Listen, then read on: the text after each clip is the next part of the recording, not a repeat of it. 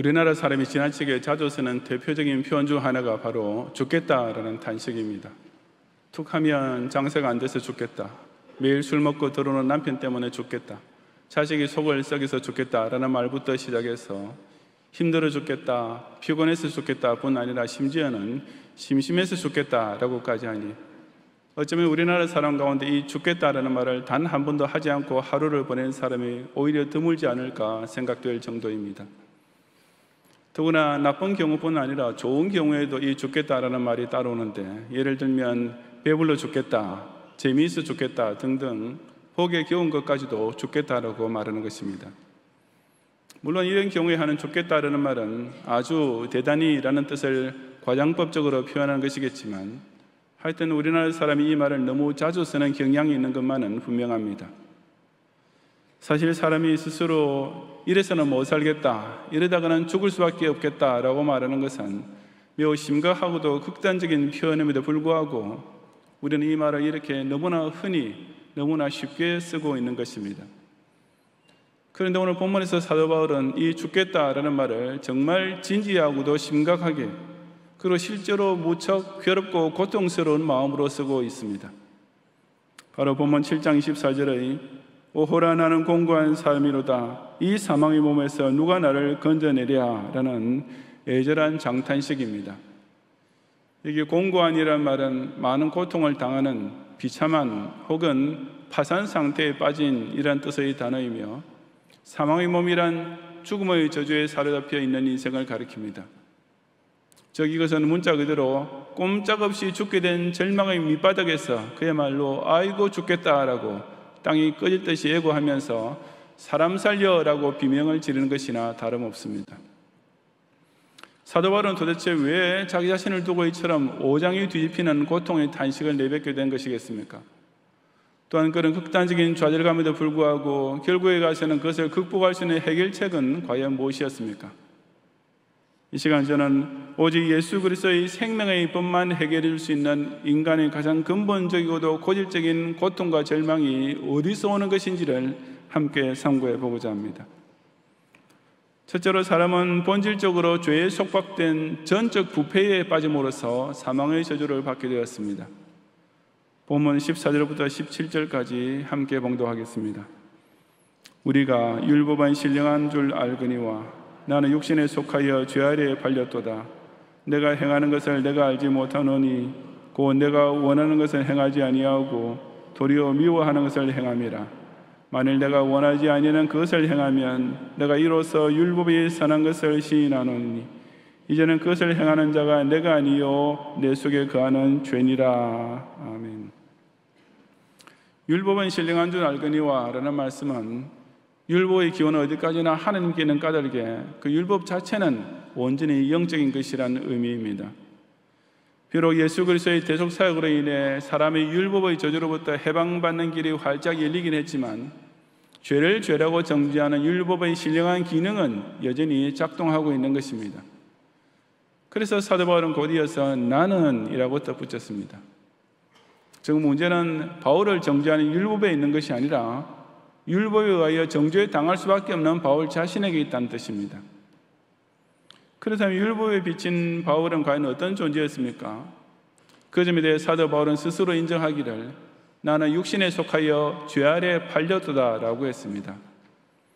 원래 하나님과 교제하도록 창조된 영적 존재였던 사람이 이제는 철저하게 육신에 속한 존재로 전락한 것입니다. 바울은 그 상태를 두고 죄 아래 팔렸다라고 아주 노골적으로 표현했는데, 이것은 당시 노예 시장에서 흔히 볼 수 있었던 장면을 떠올리게 하는 말입니다. 자기 육신이 돈에 팔리게 된 노예는 자기 몸이 자기의 것이 아니라 자신을 산 주인의 것이 됩니다. 그 결과 노예는 모든 것을 자기 의사와는 전혀 상관없이 오직 주인이 시키는 대로만 할 수밖에 없는 것입니다. 사도 바울은 자기를 포함한 모든 인간이 바로 그처럼 죄에 팔린 처지에 빠지게 되었다고 했습니다. 즉 사람이 자기 육신의 상전이 된 죄가 이끄는 대로만 따라갈 수밖에 없는 존재가 되어버렸다고 한 것입니다. 이것이 바로 에덴 동산에서의 타락 이후 모든 사람이 예외 없이 빠지게 된 전적 부패의 현실입니다. 그처럼 죄 아래 팔린 육신이 된 처지를 사도 바울은 이어지는 15절 이하에서 더 구체적으로 설명합니다. 내가 행하는 것을 내가 알지 못하노니 곧 내가 원하는 것은 행하지 아니하고 도리어 미워하는 것을 행함이라는 말은 사도 바울이 내가 무의식 중에 죄를 지는다라고 변명하는 말이 아닙니다. 이것은 내가 도대체 왜 이렇게 원하지 않은 죄에 끌려다닐 수밖에 없는지 정말 알 수가 없다라고 자신의 답답한 심정과 괴로운 갈등을 토로하는 것입니다. 그러면서 사도 바울은 만일 내가 원하지 아니하는 그것을 행하면 내가 이로써 율법이 선한 것을 시인하노니 라고 했습니다. 이 말은 내가 그런 일을 하면서도 그것을 해서는 안 된다는 생각을 하게 되는 것은 곧 율법 자체가 선한 것임을 나 스스로 인정하는 것이다 라는 뜻입니다. 다시 말해서 율법은 선하고 옳은 것인 까닭에 그 율법이 금하는 것을 연약한 육신이 저지르게 될 때 적어도 본심으로는 그것을 원하지 않는다는 말입니다. 이처럼 사도 바울이 하나님의 신령한 율법을 기준으로 삼고 자기 자신을 정확하게 파악해 본 결과 율법 자체는 선한 것이며 따라서 그 율법에다 아무 책임도 전가할 수는 없었습니다. 즉 율법이 잘못된 것이 아니라 어디까지나 그 율법을 어긴 나 자신, 더 정확히 말하자면 내 속에 거하는 죄가 모든 문제의 원인임을 바울은 인정할 수밖에 없었던 것입니다. 가므엘 문화의 수제자로서 율법에 통달한 바울이었지만 그 율법이 금하고 정죄하는 죄를 자기 속에서 스스로 제거할 수는 없었습니다. 아니 오히려 죄에 팔린 몸이 되었음을 자인하지 않을 수 없었고 이것이 바울로서는 실로 공고한 상태, 그야말로 괴롭고도 비참한 현실이었습니다. 마찬가지로 우리 역시 돈이 없어서 못 사는 것이 아니라 죄 때문에 못 살게 된 처지임을 자각할 줄 알아야 합니다. 못난 남편이나 속썩이는 자식 때문에 죽겠다가 아니라 바로 내 속에서 나를 주장하고 있는 죄 때문에 정말 죽을 수밖에 없는 존재가 되었음을 고백해야만 합니다. 부잣집 아들로 태어나지 못해서 예쁘게 태어나지 못해서 인생에 문제가 생긴 것이 결코 아니라 원래부터 전적으로 부패한 죄인으로 태어난 것이 모든 사람의 고질적인 문제인 것을 알아야 합니다. 이렇게 죄로 인하여 죽어 마땅할 뿐인 존재로 태어났으니 그야말로 죽을 노렸을 수밖에 없는 상태가 바로 저와 여러분 모두가 본질적으로 당하게 된 영적 파산 상태이며 인생 최악의 고통임을 똑바로 깨닫는 성도가 되시기를 바랍니다. 둘째로 사람은 자신의 의지나 힘만으로는 죄를 이길 수 없는 완전 무능력으로 인하여 죽음의 고통을 당하고 있습니다. 18절부터 20절까지 함께 봉독하겠습니다. 내 속, 곧 내 육신에 선한 것이 거하지 아니하는 줄을 아노니 원하면 내게 있으나 선을 행하는 것은 없노라. 내가 원하는 바 선을 행하지 아니하고 도리어 원하지 아니한 바 악을 행하는도다. 만일 내가 원하지 아니하는 그것을 하면 이를 행하는 자는 내가 아니요 내 속에 거하는 죄니라. 아멘. 여기서 내 속은 내 육신과 동격으로서 부패한 본성과 죄의 성향을 고스란히 담고 있는 그릇과 같습니다. 사람의 내면에는 선한 것이라고는 아예 거하지 아니하게 되었으며 사람의 육신에는 오직 죄와 악만 상주하게 된 것입니다. 그런 전적 부패의 상태는 필연적으로 또 하나의 절망적인 상태로 직결됩니다. 그것이 곧 원하면 내게 있으나 선을 행하는 것은 없노라 라는 완전 무능력의 상태입니다. 이것은 전적으로 부패한 인간의 본성이 원하는 바 선을 행하려는 의지를 근본적으로 가로막아 버리는 것을 가리킵니다.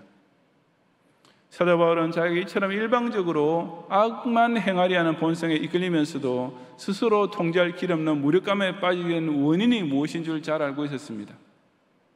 그것이 곧 내가 원하지 아니하는 그것을 하면 이를 행하는 자는 내가 아니요 내 속에 거하는 죄니라 라는 말씀입니다. 이것도 바울이 자신의 행위에 대해 변명하는 말이 결코 아니었습니다. 내가 아니요 죄니라는 표현은 죄는 나라는 한 인격과 대조될 정도로 뚜렷하면서도 강력한 것임을 강조합니다.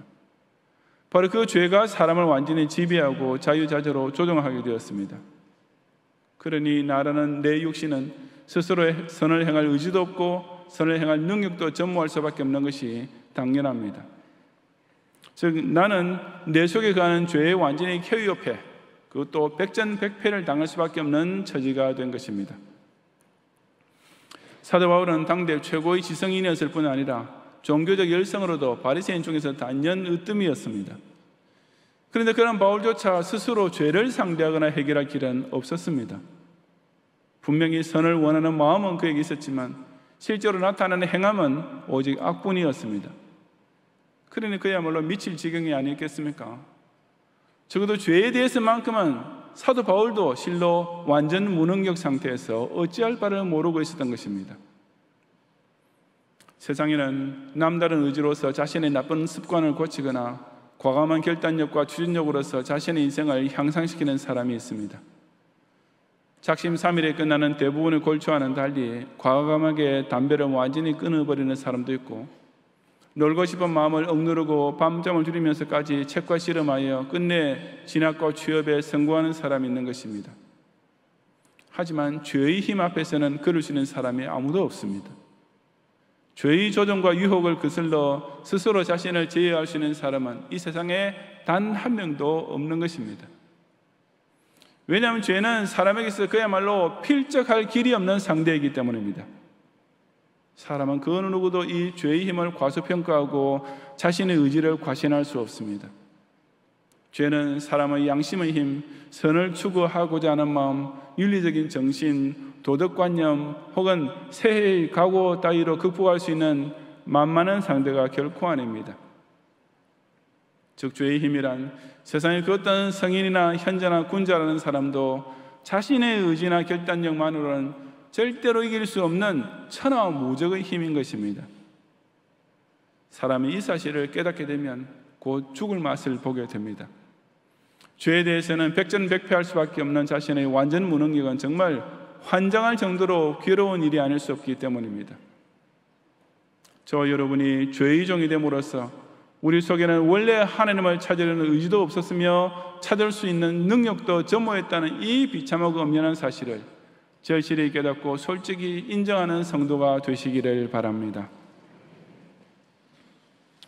셋째로 사람은 신자가 된 후에도 자기 속에 있는 죄를 완전히 제거할 수 없는 육신적 연약 때문에 공고한 인생을 살 수밖에 없습니다.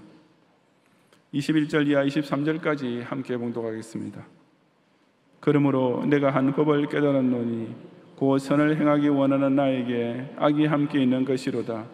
내 속사람으로는 하나님의 법을 즐거워하듯 내 지체 속에서 한 다른 법이 내 마음의 법과 싸워 내 지체 속에 있는 죄의 법으로 나를 사로잡는 것을 보는도다. 아멘.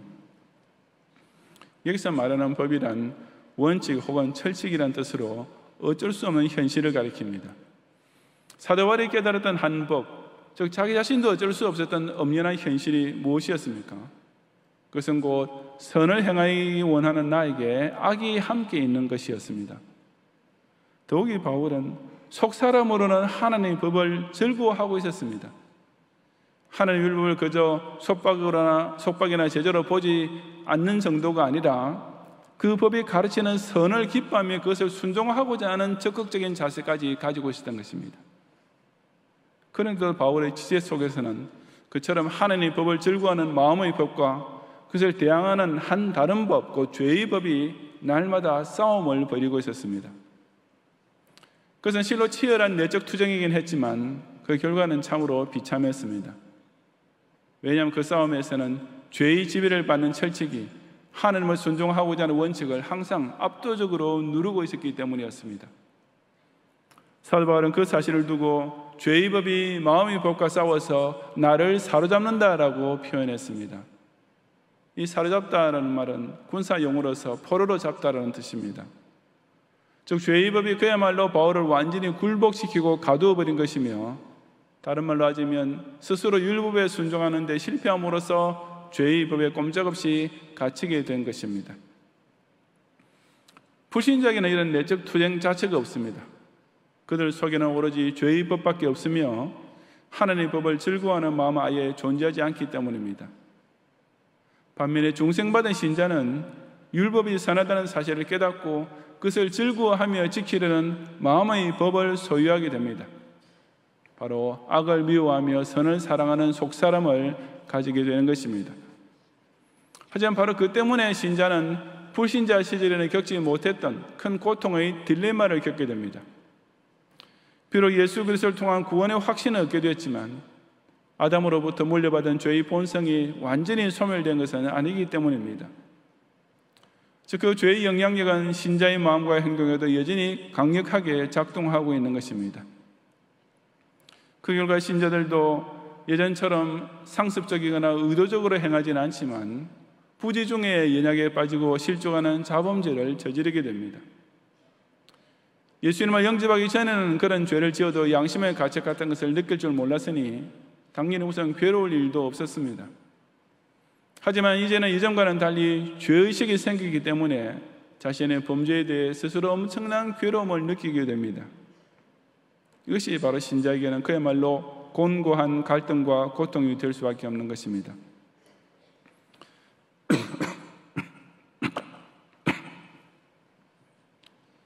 그래서 예수님께서도 인정하신 사실이었습니다. 예수님께서는 베드로와 야고보와 요한이 겟세마네 동산에서 피곤을 이기지 못하고 잠에 빠진 것을 보시면서 마음에는 원이로되 육신이 약하도다라고 단식하셨습니다. 그것은 당신의 제도조차 육신의 연약성에 사로잡혀서 그 한계를 벗어나지 못하고 있는 현실을 두고 하신 말씀이었습니다. 죄의 법이 얼마나 끈질기고도 강력한지 그 영향력은 사람이 예수님을 믿고 신자가 된 후에도 여전히 계속됩니다. 그래서 아무리 신실한 신자라 해도 이 세상에서 성화 과정에 있는 동안에 그 육신이 죄의 법에서 완전히 벗어날 수 있는 사람은 단 한 명도 없습니다. 그 대신 죄의식이 분명해진 까닭에 자신의 범죄에 대하여 하나님 앞에서 부끄러워하고 두려워하는 마음과 자신이 신자를 하면서도 죄의 법을 완전히 이겨내지 못한다는 사실에 대한 갈등이 더욱 고통스럽게 느껴지는 것입니다. 우리는 바로 이 또 하나의 엄연한 현실, 즉 우리가 기독 신자가 된 후에도 평생토록 사라지지 않는 이 괴로운 딜레마를 직시할 수 있어야 합니다. 죄의식은 생겼지만 완전한 죄의 척결은 여전히 완성할 수 없기 때문입니다. 우리의 양심이 하나님의 법을 즐거워할 줄 아는 것도 분명한 사실이지만 여전히 우리 육신을 지배하고 있는 죄의 법 앞에 자주 연약과 실족에 빠지고 있는 것이 우리 자신의 솔직한 현실인 것을 자복하는 성도가 되시기를 바랍니다. 성도 여러분, 이처럼 사도 바울은 자신의 전적 부패와 완전 무능력의 본성 때문에 그리고 성화 과정에도 여전히 남아있는 육신적 연약 때문에 정말 죽을 지경의 고통을 당하고 있었습니다. 그래서 그는 아이고 나는 죄로 인하여 비참하게 파산한 인생이다, 이 절망적인 사망의 저주에서 누가 나를 구원해 줄 수 있을까라고 실로 처절한 비명을 지르지 않을 수 없었습니다. 물론 그렇다고 해서 이것이 신앙 약한 사람의 모습은 결코 아니었습니다. 그래서 자신의 영적 상태에 대한 가장 정확한 진단이며 가장 솔직한 고백인 동시에 그 절망적인 부르짖음은 즉시 놀라운 구원의 약속으로 응답받게 되었기 때문이었습니다. 그 죄와 사망의 딜레마에 대한 너무나 은혜로운 해결책이 로마서 7장 25절부터 8장 2절의 말씀에 즉시 이어집니다. 우리 다 같이 함께 봉독하겠습니다. 우리 주 예수 그리스도로 말미암아 하나님께 감사하리로다. 그런즉 내 자신이 마음으로는 하나님의 법을 육신으로는 죄의 법을 섬기노라. 그러므로 이제 그리스도 예수 안에 있는 자에게는 결코 정죄함이 없나니 이는 그리스도 예수 안에 있는 생명의 성령의 법이 죄와 사망의 법에서 너를 해방하였습니다. 아멘. 이것은 조금 전에 죽을 지경에 빠져있던 것과는 완전히 딴판으로 실로 터질 듯한 감격과 기쁨으로 외치는 승리 선포가 아니겠습니까? 바울을 비롯한 모든 인간에게 가장 근본적이고도 고질적인 절망과 고통을 안겨주었던 죄의 문제에 대한 해답은 바로 우리 주 예수 그리스도께 있었습니다. 왜냐하면 이제 그리스도 예수 안에 있는 자, 즉 예수님을 영접한 신자에게는 결코 정죄함이 없는 완전하고도 영원한 구원이 확실히 보장되었기 때문입니다. 비록 여전히 마음으로는 하나님의 법을, 육신으로는 죄의 법을 섬기는 연약한 현실이 존재하긴 하지만 그런 와중에서도 우리 기독 신자는 이미 그리스도 예수 안에 있는 생명의 성령의 법이 죄와 사망의 법에서 우리를 완전히 해방시켜 준 상태로 살게 되었기 때문입니다. 예수 그리스도 안에 있는 자는 세상의 그 누구도 다시는 정죄할 수 없다. 이 얼마나 속 시원한, 그야말로 가슴이 뻥 뚫리는 선포입니까? 조금 전까지만 해도 죄의 종으로 팔려 죽겠다라고 비명 지를 수밖에 없었던 사람이었지만 구세주 예수님 안에 들어오게 되자마자 당장 이제 살았구나라는 안도감과 환희가 넘치게 된 것입니다. 그러나 그처럼 오직 예수만으로 구원의 확신을 얻지 못하고 자신의 선함과 공로에 의지해서 구원 얻겠다는 사람은 평생을 가도 오호라 나는 공고한 사람이로다라고 탄식하는 처지를 벗어날 길이 없습니다. 반면에 예수 안에서 구원을 확신하게 된 신자는 비록 완벽하게 살지 못하는 자신의 모습에 부끄러움을 느끼면서도 그럴 때마다 빈손 들고 앞에 가서 오직 십자가만을 붙들고서 아무도 구속하지 못할 죄인을 예수 홀로 속해 주시는 놀라운 은혜에 더욱 뜨겁게 감격하면서 이런 우리 주 예수 그리스도로 말미암아 더더욱 하나님께 감사하리로다라고 소리 높여 찬송하게 되는 것입니다. 오래전에 칠레의 산호세에서 광부 33명이 매몰된 갱도에 갇혔다가 2달 남짓 후 극적으로 구출된 일이 있었습니다. 그들이 그 지하 650m의 땅속에 파묻혀 무려 69일을 지내면서 이제는 꼼짝없이 죽었구나라는 절망감에 사로잡힌 채 지낼 동안에는 서로 많이 싸우기도 했고 심지어 인육을 먹을 생각까지 했다고 합니다. 사람이 죽음의 절망에 빠지면 오직 죄의 법만 더욱 판을 치게 되기 때문입니다. 그러나 그들이 구조대가 뚫어준 구멍을 통해 지상의 밝은 빛을 보게 된 순간에는 어땠겠습니까?